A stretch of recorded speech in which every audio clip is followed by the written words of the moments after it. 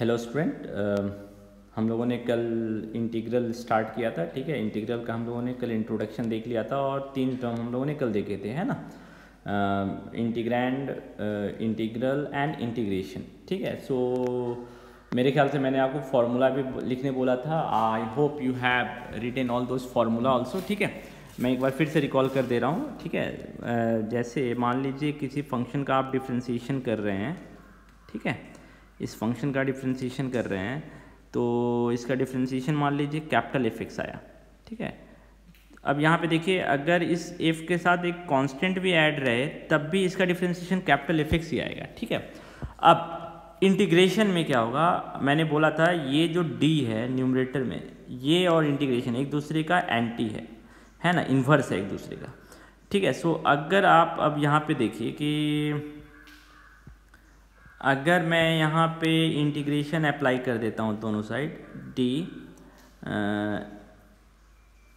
F X plus C by D x, तो किसके respect में इंटीग्रेट होगा, डी एक्स के रिस्पेक्ट में इंटीग्रेट होगा। तो डी एक्स आपको मल्टीप्लाई करना पड़ेगा। ठीक है, अब आप देखिए ये कैंसिल हो गया, ये दोनों एक दूसरे का एंटी है, तो ये क्या हो जाएगा, एफ एक्स प्लस सी। यानी कि अब आप यहाँ से ऑब्जर्व कर सकते हैं कि जो डिफ्रेंशिएट करके आया है उसका इंटीग्रेशन वापस ओरिजिनल फंक्शन में आएगा, और अब आपको सिर्फ एक एक्स्ट्रा कांस्टेंट उसमें ऐड करना होगा। क्यों कांस्टेंट ऐड करना होगा, मेरे ख्याल से अब आप ये पार्ट समझ रहे होंगे। ठीक है, तो यहाँ से अब देखिए आप सारे फॉर्मूले को डिराइव कर सकते हैं। और कल हम लोगों ने नाम भी देखा था कि जो ये वाला पार्ट है एफ एक्स प्लस सी, ये आपका इंटीग्रल होगा, यानी जिसका आप डिफ्रेंशिएशन कर रहे हैं वो इंटीग्रल है, और जो डिफ्रेंशिएट करके आया, ये डिफ्रेंशिएट करके आया, ये आपका क्या है, इंटीग्रैंड। और इंटीग्रैंड से इंटीग्रल जाने में जो प्रोसेस अप्लाई कर रहे हैं दैट इज योर इंटीग्रेशन। ठीक है, सो आप देखिए ये आपका इंटीग्रैंड है और ये आपका क्या है, इंटीग्रल है ना। तो यहाँ से हम लोगों ने एक सिंपल सा फॉर्मूला, बहुत सारे फॉर्मूले को इजीली रिकॉल करने का मेथड देख लिया। यानी कि अगर आपको कोई बोले what is integration of D x, तो आप डायरेक्ट बोल सकते हैं इसका इंटीग्रेशन जो होगा वो एक्स प्लस सी होगा, है ना। क्यों, एक दूसरे का एंटी है ना, तो ये दोनों एक दूसरे को न्यूट्रलाइज कर दिया, सिंपली क्या बचेगा, एक्स प्लस सी, है ना। कोई आपसे बोला what is differentiation integration of D sine x, तो डी साइन एक्स का इंटीग्रेशन क्या होगा, साइन एक्स प्लस सी, है ना। देखिए यहाँ पे, ठीक है, आप ऑब्जर्व कीजिए ये जो d है, तब इसके लिए मुझे x की ज़रूरत नहीं है। x की ज़रूरत कब रहेगी, जब आपको किसी फंक्शन का अब जैसे मान लीजिए साइन x का इंटीग्रेशन अगर करना पड़ता तब हमको dx की जरूरत पड़ती, बट यहाँ पे तो d साइन x का इंटीग्रेशन करना है ना, तो ये ऑलरेडी डेरिवेटिव है, डेरिवेटिव का हम इंटीग्रेशन कर सकते हैं, एक फंक्शन का इंटीग्रेशन हम नहीं कर सकते हैं, है ना। तो इसके लिए तब मुझे फॉर्मूले की जरूरत पड़ेगी, इसके लिए मुझे कोई फॉर्मूले की जरूरत नहीं है। d साइन x का इंटीग्रेशन सिंपली क्या होगा, साइन x। आप देखिए कितना बड़ा भी फंक्शन हो, कितना बड़ा भी फंक्शन हो, आपको अगर वो डिफरेंशियल फॉर्म में दिया हुआ है तो आपको उसके फॉर्मूले की जरूरत नहीं है। अगर ऐसा लिया होता है D 1 plus x square by sine x plus 3x, अगर इसका भी इंटीग्रेशन आपको करना होता है, ये डिफरेंशियल और इंटीग्रेशन एक्स आता है, तो इसका इंटीग्रेशन क्या होता है 1 plus x square by sine x plus 3x, है ना। ये चीज़ आप ध्यान रखिएगा। अब हम लोग सारे फॉर्मूले पे आते हैं। अब आप देखिए सारा फॉर्मूला आप इजीली बना सकते हैं। ठीक है, अब जैसे मान लीजिए आपसे पूछ रहा है what is integration of e raise to the power x. ठीक है, e raise to the power x का इंटीग्रेशन क्या होगा, तो आप पहले ये सोचिए कि e raise to the power x किसके डिफ्रेंशिएशन से आएगा, है ना, क्योंकि ये डिफ्रेंशिएट होकर आया है, तो e raise to the power x किसके डिफ्रेंशिएशन से आता है, इसके डिफ्रेंशिएशन से आता है ना।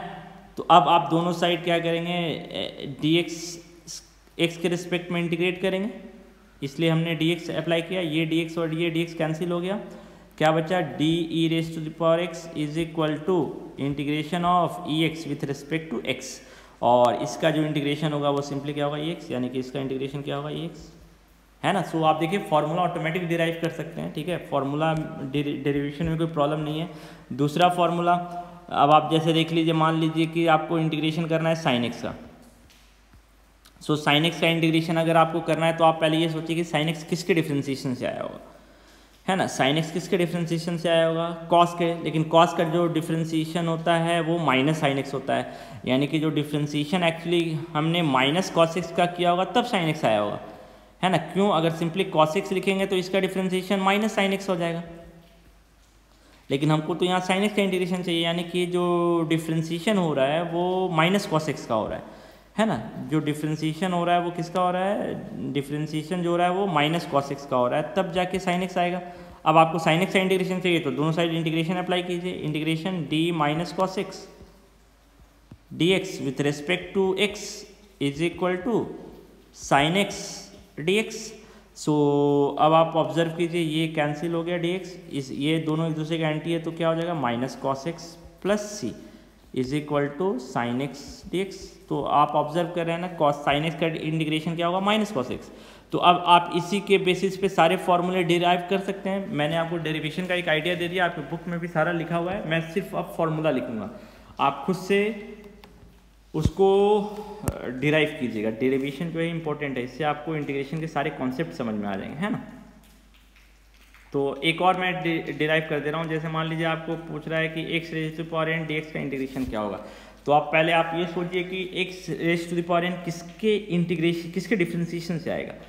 सो अगर हम x raise to power n करेंगे तो इसका डिफ्रेंशिएशन जो होता है वो होता है एक x raise to the power n minus one, लेकिन हमको तो यहाँ पर एन चाहिए ना, तो यानी कि यहाँ पे क्या करना पड़ेगा, n प्लस वन करेंगे तो यहाँ पे ये अब नहीं आएगा ना, n+1 करेंगे तभी जाकर ये n जो है वो हट जाएगा, है ना। अब यानी कि x raise to the power n+1 का जो डिफ्रेंशिएशन है वो आएगा n+1 x raise to the power n। अब लेकिन हमको यहाँ n+1 भी नहीं चाहिए, n+1 को इधर लेके आते हैं तो हम बोल सकते हैं ना कि 1/n+1 x raise to the power n+1 इसका जो डिफ्रेंशिएशन है वो होगा x raise to the power n, है ना। यानी कि इसका जो इंटीग्रेशन होगा वो क्या होगा, इसका इंटीग्रेशन जो होगा वो होगा x raise to the power n+1/n+1 plus c, है ना। क्योंकि यहाँ पे अगर हम एक एक्स्ट्रा कांस्टेंट ऐड कर दे तब भी कोई फर्क नहीं पड़ेगा, है ना, तब भी इसका डिफ्रेंशिएशन ही होगा, है ना। तो x raise to the power n का जो इंटीग्रेशन है वो क्या होगा, यानी कि अब आप ऑब्जर्व कीजिए डिफ्रेंशिएशन में जो एक्सपोनेंट है वो घटता है, इंटीग्रेशन में जो एक्सपोनेंट है वो बढ़ता है। देखिए x raise to the power n, तो n से n+1 हो गया और n+1 से डिवाइड हो गया, यहाँ पे n+1 से ये n हो गया, लेकिन n+1 से ये मल्टीप्लाई हुआ, है ना। ये एक डिफरेंस आपको बता रहा है कि यानी पोलिनोमियल का अगर आप डिफरेंशिएशन करेंगे तो एक्चुअली क्या होगा और पोलिनोमियल का अगर इंटीग्रेशन करेंगे तो क्या होगा, ये दोनों आपको अब यहाँ पे बता रहा है। ये चीज़ आप ध्यान रखिएगा, ये एक इंपॉर्टेंट कॉन्सेप्ट हो गया हमारा यहाँ पे, ठीक है, इसको आप ध्यान रखिएगा, ठीक है। सो अब मैं आपको सिर्फ फार्मूला लिख रहा हूँ, फार्मूला आप सारा याद कीजिएगा, और मेरे ख्याल से याद करना भी बहुत टिपिकल नहीं है। X raise to the power n dx, इसका जो इंटीग्रेशन होगा वो क्या होगा, x raise to the power n+1 by n+1 plus c integration of 1/x। अब बट यहाँ पे एक कंडीशन होगा, n जो है वो -1 के बराबर नहीं होगा, n अगर -1 के बराबर होगा तो जो न्यूमरेटर है वो नॉट डिफाइंड हो जाएगा, डिफाइंड नहीं रहेगा। इसलिए यानी कि यहाँ से हमको कंडीशन मिल रहा है ना, जो n is not equal to, n will not be equal to -1, n जो है वो -1 के बराबर नहीं होगा। अगर n -1 के बराबर होगा तो क्या होगा, इसका इंटीग्रेशन 1/x, किसका इंटीग्रेशन डिफ्रेंशिएशन होता है log x का, यानी इसका इंटीग्रेशन क्या होगा log x प्लस सी। फिर देखिए तीसरा फार्मूला क्या होगा, ये पहला फार्मूला हो गया, ये दूसरा फार्मूला हो गया, ये तीसरा फार्मूला हो गया, है ना, e raise to the power x dx।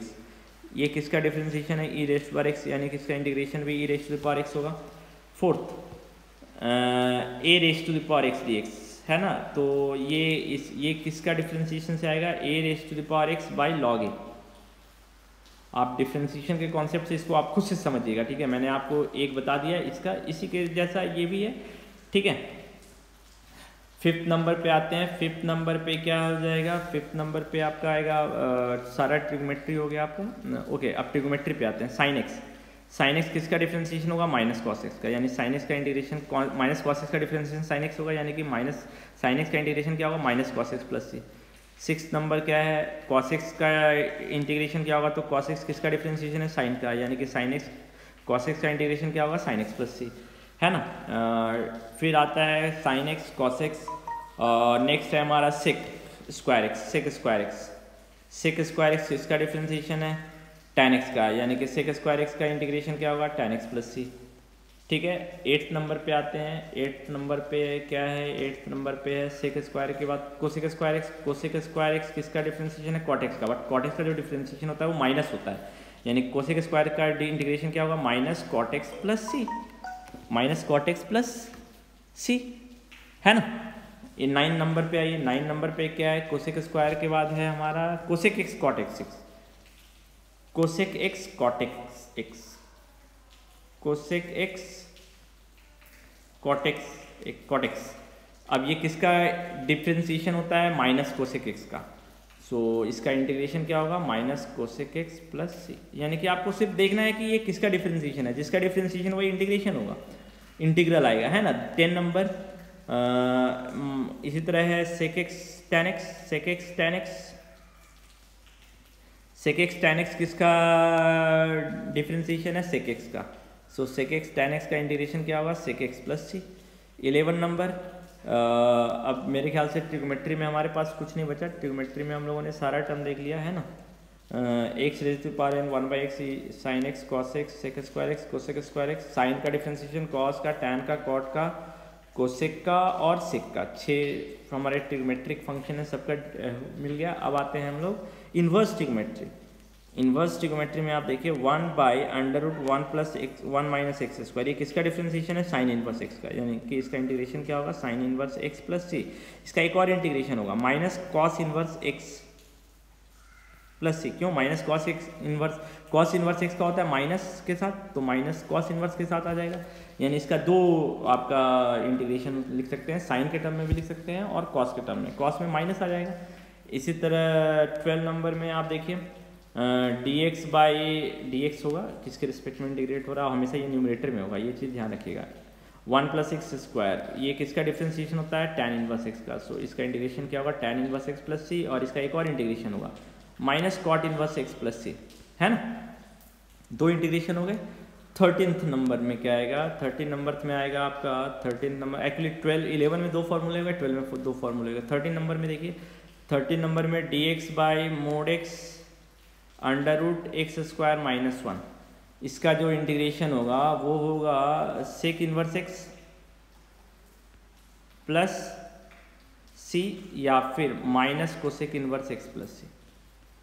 तो हमने सारे फॉर्मूले पढ़ लिए। ये सारा फॉर्मूला इजी है याद रखना, क्यों? सेक इनवर्स एक्स का जो डिफ्रेंशिएशन होता है वो यही होता है ना। तो ऑब्वियसली इसका इंटीग्रेशन जो होगा ये होगा।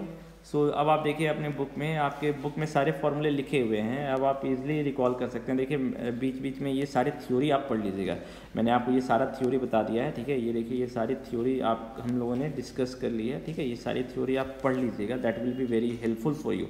और देखिए हमने यहाँ पे एक जनरलाइज फॉर्म भी देखा था, है ना, जनरलाइज फॉर्म भी देखा था, ठीक है। सो ये एक इम्पॉर्टेंट कॉन्सेप्ट है, ठीक है। सो सिंबल जो है वो यहाँ पे देखिए, इंटीग्रैंड क्या है ना, एक्स वेरिएबल है, इंटीग्रल पता करना, ये सारे टर्म भी हमने देख लिया था। Process of finding integral is called as integration, है ना। सो और आर्बिट्रेरी कांस्टेंट का कॉन्सेप्ट भी हमने देख लिया था। तो ये देखिए आपके बुक में सारा लिखा हुआ है। So it will be very important कि आप बुक का थोरो स्टडी कीजिए, ठीक है।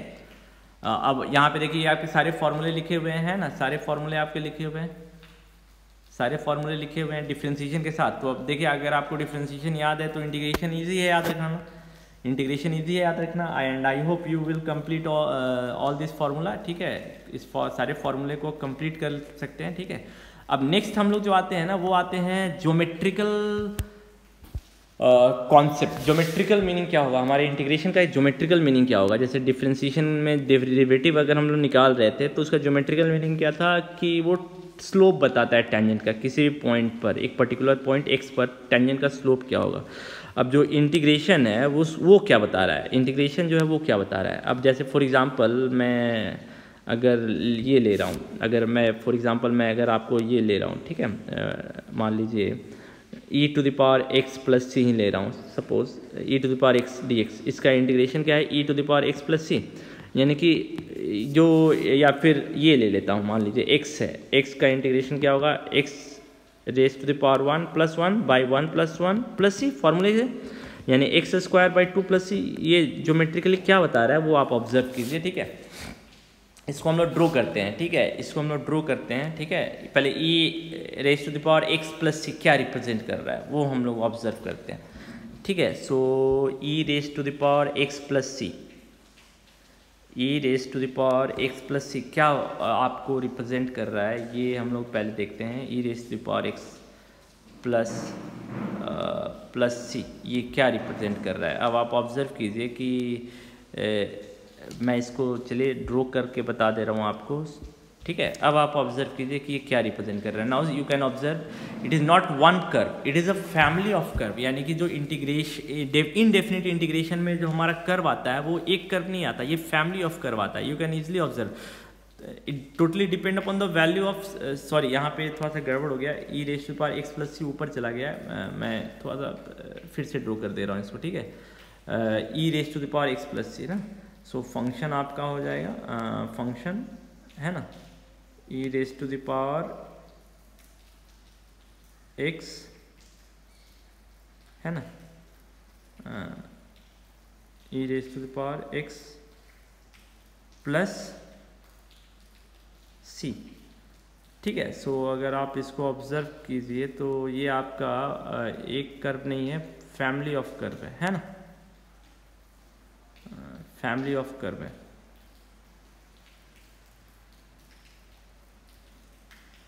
जस्ट अ मिनट, चलिए यहाँ पे वेरिएबल इसने ए ले रखा है ना, तो हम लोग इस यहाँ पे भी ए ही अप्लाई कर देते हैं, प्लस ए, सी के जगह पे कोई फर्क नहीं पड़ता है, आर्बिट्रेरी कांस्टेंट ही है। नाउ यू कैन ऑब्जर्व कि ये जो आपका कर्व है वो एक कर्व नहीं है, ये it will be a family of curve है ना, एक कर्व नहीं है। आप ऑब्जर्व कीजिए ये अब फैमिली ऑफ कर्व बता रहा है ना, ये एक कर्व नहीं है, यानी कि इंटीग्रेशन का जो रिजल्ट आता है that will be a family of curve. आप इसको ऑब्जर्व कर सकते हैं, it is not one curve, it is a family of curve है ना, ये एक कर्व नहीं है, ये बहुत सारे कर्वों का कलेक्शन है ना। सी ई रेशियो ये टोटली किस पे डिपेंड कर रहा है, ए के वैल्यू पे डिपेंड कर रहा है, जो आर्बिट्रेरी कांस्टेंट इंटीग्रेशन से आ रहा है। यही चीज़ आपका बुक में भी बताया गया है, ठीक है। आप ऑब्जर्व कीजिए ये एक कर्व नहीं है, ये फैमिली ऑफ कर्व है ना। सो इनडेफिनिट इंटीग्रेशन में जो इंटीग्रल है वो फैमिली ऑफ कर्व को रिप्रेजेंट करता है, ठीक है। यही चीज़ आपके बुक में बताई गई है, ठीक है। Now you have to go interpretation of indefinite integration, geometrical interpretation क्या है वो आप ये स्टडी कीजिएगा, ऑल दिस लाइन है ना। आपको देखिए इसने जस्ट एक एग्जांपल से बताया कि 2x का अगर हम इंटीग्रेशन करेंगे 2x dx तो इसका इंटीग्रेशन क्या आएगा, x square plus c. So हमको यहाँ से क्या मिल रहा है, x square plus c is not one curve, it is a family of curve. Now you can observe एक कर्व नहीं है, ये फैमिली ऑफ कर्व है ना, ये एक कर्व नहीं है, ये हमारा क्या है, फैमिली ऑफ कर्व है ना। सो ये है ज्योमेट्रिकल मीनिंग आपका इनडेफिनिट इंटीग्रेशन का। यहाँ ये लाइन पढ़िए, let us consider the intersection of all this parabola by a line x equal to a. We have taken a greater than 0. Now this is true that a is less than 0, then line x intersect the parabola y equal to x square and y equal to x square plus 1 so on है ना, इन सारे point पे cut कर रहा है। and then dy by dx at this point equals to a, which indicates that the tangent to the curve at these points are parallel. So obviously इन सारे एक particular point पे, इन सारे फैमिली पे अगर एक पर्टिकुलर पॉइंट पे एक देखिए इसने जस्ट एक एग्जांपल दिया कि एक particular point x equal to a पर अगर हम टेंजेंट निकालेंगे तो ये सारे टेंजेंट्स क्या होंगे, पैरेलल होंगे, ये सारे टेंजेंट्स क्या आएंगे, पैरेलल होंगे है ना। All curve at the point of intersection of the curve by the line x equal to a are parallel. Further the following equations represent a family of curve. This is the geometrical interpretation of indefinite integration, that is the important part, okay. So different value of c will corresponds to different member of this family. c का value आप change कीजिए, आपका member जो है वो change होता जाएगा है ना। सो मेरे ख्याल से ज्योमेट्रिकल मीनिंग आपको समझ में आ गया होगा इनडेफिनिट इंटीग्रेशन का, ठीक है। अब हम लोग जो है वो कुछ प्रॉपर्टी पढ़ेंगे,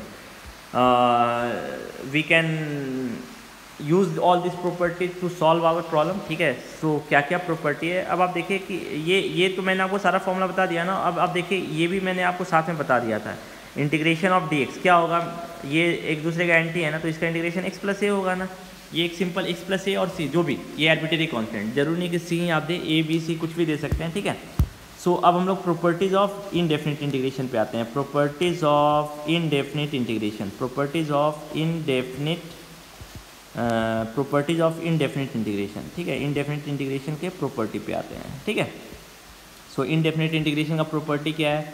इनडेफिनेट इंटीग्रेशन का प्रॉपर्टी है पहला प्रॉपर्टी, अगर दो फंक्शन का एडिशन है ना, दो फंक्शन का एडिशन हो रहा है और इसका आपको इंटीग्रेशन करना है तो हम सेपरेट इंटीग्रेशन कर सकते हैं। एफ एक्स डी एक्स, ये डी एक्स आप नहीं भूलिएगा, ठीक है, ये आपको बता रहा है किसके रिस्पेक्ट में हम इंटीग्रेट कर रहे हैं, ठीक है। दूसरा प्रॉपर्टी माइनस के लिए भी ट्रू है, ये डिफरेंस और मल्टीप्लिकेशन के लिए नहीं है हमारे पास कोई प्रॉपर्टी, ठीक है। वो तब आपको मैनिपुलेशन या सिंप्लीफिकेशन से सॉल्व करना पड़ेगा।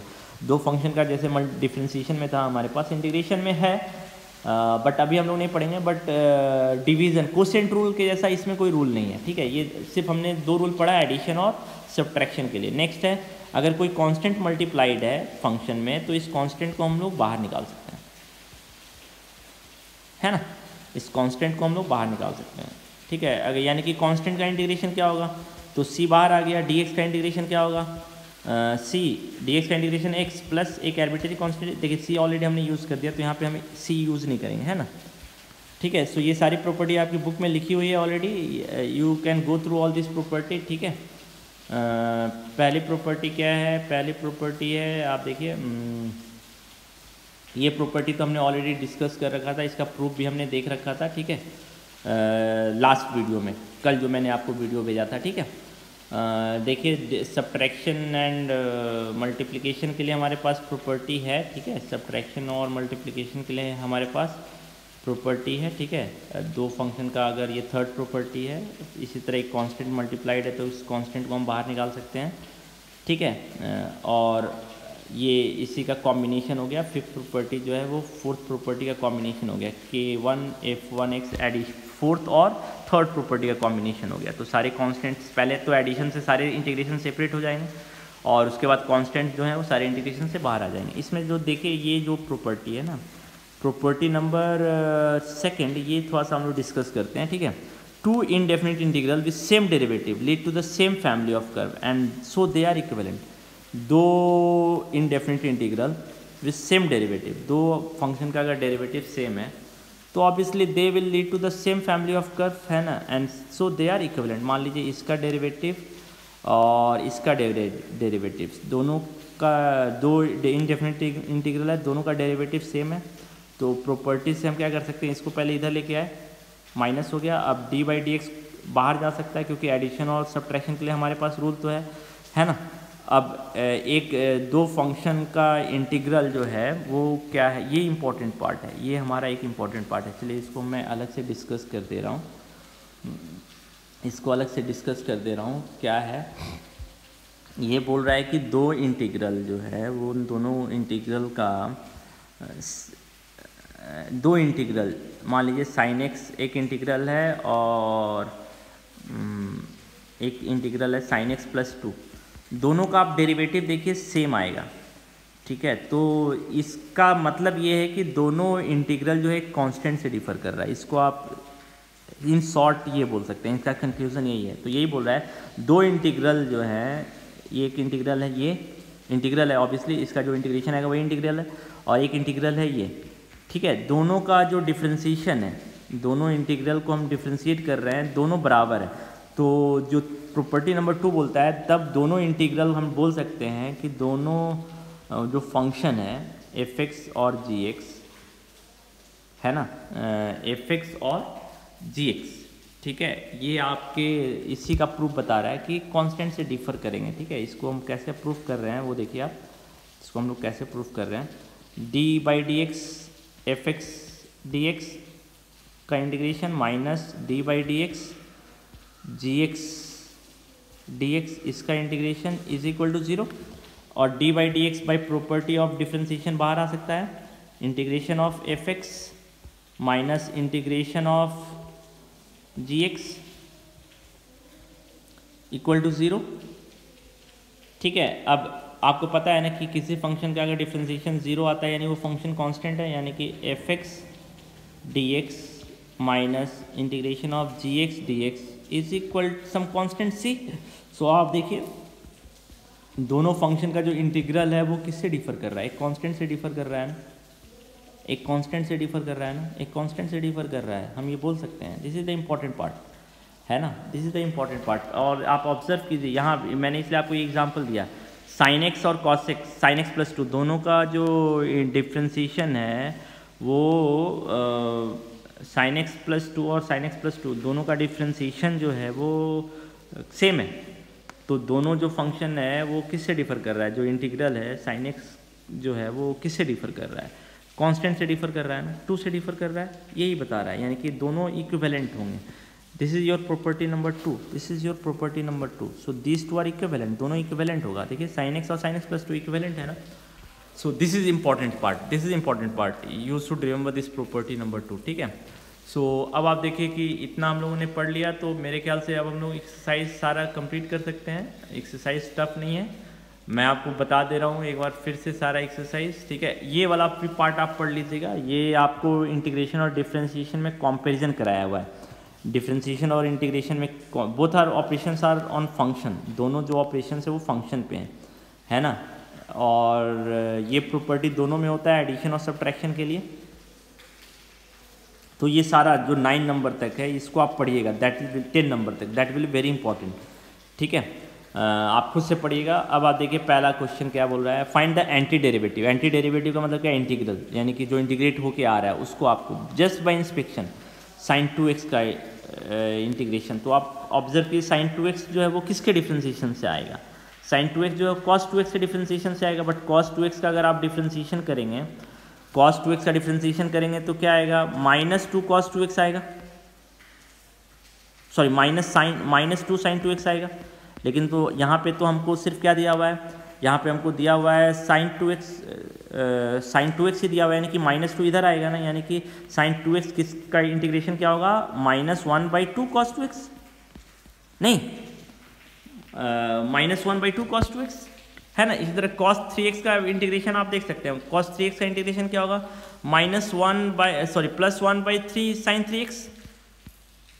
ऑब्जर्व कर लीजिए इस चीज़ को। e⁻2x का इंटीग्रेशन क्या होगा, e⁻2x/2, ठीक है। तो पहला नंबर जो है ये आपको याद नहीं करना है, फॉर्मूला नहीं यूज़ करना है, जस्ट बाय इंस्पेक्शन आपको समझना है कि ये जो डिफरेंस, ये sin 2x या cos 2x किसको डिफ्रेंशिएट करने से आ सकता है, ठीक है। तो पहले तो हमने आइडिया लगाया ना कि sin 2x जो है वो किसको डिफ्रेंशिएट करने से आ सकता है, cos 2x को डिफ्रेंशिएट करने से। बट हमने जब cos 2x को डिफ्रेंशिएट किया तो हमको sin 2x नहीं मिल रहा है, -2 sin 2x मिल रहा है। इसका मतलब हमको कुछ चेंज करना पड़ेगा, -2 को इधर लेके जाना पड़ेगा, यानी कि -2 को इधर लेके जाएंगे तो -/2 है ना। तो यानी कि sin 2x जो है इसका इंटीग्रेशन होगा, ठीक है। सो ये आप क्वेश्चन नंबर 1 to 5 खुद से कीजिएगा इसी कॉन्सेप्ट को यूज़ करके, तो आपको एग्जैक्टली पता चल जाएगा कि इंटीग्रेशन और डिफ्रेंशिएशन में क्या रिलेशन है, इंटीग्रेशन और डिफ्रेंशिएशन में क्या रिलेशन है, और आपको आइडिया भी हो जाएगा कि ये कैसे हो रहा है। तो मेरे ख्याल से तो इंटीग्रेशन जो है वो समझने में बहुत दिक्कत नहीं आएगी। अब जो क्वेश्चन नंबर 6 है ना, हम लोग फार्मूला यूज़ करेंगे, ठीक है, जो भी फार्मूला हमने पढ़ा है। क्वेश्चन नंबर 4 देखिए, जैसे क्वेश्चन नंबर 4, 6 नंबर देखिए, ईजी है मेरे ख्याल से, लेकिन अभी हम लोगों ने इसके लिए कुछ कॉन्सेप्ट अभी नहीं पढ़ा है। तो क्वेश्चन नंबर 6 छोड़ दीजिए, अभी 6 छोड़ दीजिए, 7 से हम लोग स्टार्ट करते हैं। 7 ये बनाना है, 8 बनाना है आपको, 9 नंबर, 10 नंबर, 11 नंबर, 12, 13, 14, 15, 16, 17, 18, 19 एंड 20। पहले ये क्वेश्चन नंबर 7 to 20 बनाइएगा, बाकी सारे क्वेश्चन से रिलेटेड ना, और 1 से लेकर 5 ये तो आपको डिफ्रेंशिएशन के कॉन्सेप्ट से बनाना है। मैं कुछ और भी कॉन्सेप्ट दूंगा फर्स्ट एक्सरसाइज से रिलेटेड, अभी मैंने नहीं दिया है, बट क्वेश्चन नंबर 20 तक आप बनाइएगा। जैसे मैं एक क्वेश्चन आपको सॉल्व करके दिखा दे रहा हूँ। सपोज आपको सॉल्व करना है क्वेश्चन नंबर 13, क्वेश्चन नंबर 13 आपको सॉल्व करना है, तो x³ - x² plus x - 1 by x - 1। अब आप देखिए इसके लिए तो हमारे पास कोई फॉर्मूला नहीं है, तो एक चीज़ हम यहाँ पे ध्यान रखेंगे, जब भी दो पॉलिनोमियल आए और आपको दिख रहा है कि जो ऊपर वाला है वो इससे डिवाइड हो सकता है, तो सबसे पहले हम डिवाइड कर देंगे या फैक्टराइज कर सकते हैं, जो दोनों में से कोई एक काम। अगर फैक्टराइज हो रहा है तो फैक्टराइज कर दीजिए, because division is a kind of factorisation. तो इसको हम लोग देखिए फैक्टराइज कर देते हैं, चलिए। तो इसका फैक्टराइजेशन क्या आएगा, x² x - 1 plus 1 x - 1, x - 1 cancel हो गया ना, देख तो क्या बचेगा, simply x² plus 1 dx, x² plus 1 dx। अब एडिशन वाला रूल यूज़ करते हैं, x² dx प्लस 1 dx, तो x² का इंटीग्रेशन क्या होगा, x³/3। अब c जो है ना आर्बिट्रेरी कांस्टेंट, हम 2 बार नहीं देंगे, 2 इंटीग्रेशन तो आप सोचेंगे 2 बार नहीं, एक ही बार हम देंगे, x प्लस c। ये इसका आंसर होगा। ठीक है, इसी तरह मान लीजिए है क्वेश्चन नंबर 20। क्वेश्चन नंबर 20 देख लीजिए, 20 अगर क्वेश्चन नंबर है, सो क्वेश्चन नंबर 20 में क्या करेंगे हम। क्वेश्चन नंबर 20 में आप देखिए, क्वेश्चन नंबर 20 जो है उसमें हम लोग देख लेते हैं। 20 नंबर में क्या करेंगे हम लोग, 20 नंबर में देखिए है 3 minus 2 minus 3 sine x by cos square x. तो आप देखिए इसको हम सेपरेट कर सकते हैं ना, डिवीजन वाला कॉन्सेप्ट ही। 2 by cos square x minus 3 tan x into sec x. ठीक है, सो ये हो जाएगा 2 sec square x minus 3 sec x tan x। So 2 sec square x. अब आप यहाँ पे देखिए सेक स्क्वायर एक्स किसका डिफ्रेंसिएशन है, sec square x tan x का डिफ्रेंसिएशन है। सो इसका इंटीग्रेशन हो गया tan x plus tan x, C एक ही बार लिखेंगे। 3 सेक एक्स tan x किसका इंटीग्रेशन है, सेक एक्स का। सो 3 बाहर आ गया, सेक एक्स प्लस सी एक बार ही लिखा है ना। सो इसी तरह आपका ये सारा क्वेश्चन है, क्वेश्चन नंबर 9 से लेकर 7 से लेकर 20 आप सॉल्व कर सकते हैं। पहले आप सिंप्लीफाई कीजिएगा, जहाँ सिंप्लीफिकेशन हो रहा है पहले आप सिंप्लीफाई कीजिएगा। उसके बाद आप देखिए कि आपने जो फॉर्मूला पढ़ा, जैसे इसमें आपको a plus b whole square apply करना पड़ेगा, है ना। इसमें डिवाइड करना पड़ेगा, इसमें भी डिवाइड करना पड़ेगा, इसमें पहले मल्टीप्लाई करना पड़ेगा, क्वेश्चन नंबर 7 में भी मल्टीप्लाई करना पड़ेगा, है ना। 15 में भी मल्टीप्लाई करना पड़ेगा। इसमें तो साफ प्रॉपर्टी लग रहा है, ठीक है। तो जहाँ सिंप्लीफाई हो रहा है वहाँ पहले आप सिंप्लीफाई कीजिएगा, उसके बाद सॉल्व कीजिएगा, ठीक है। और अगर कोई डाउट है तो आप पूछिएगा, we will discuss it, okay.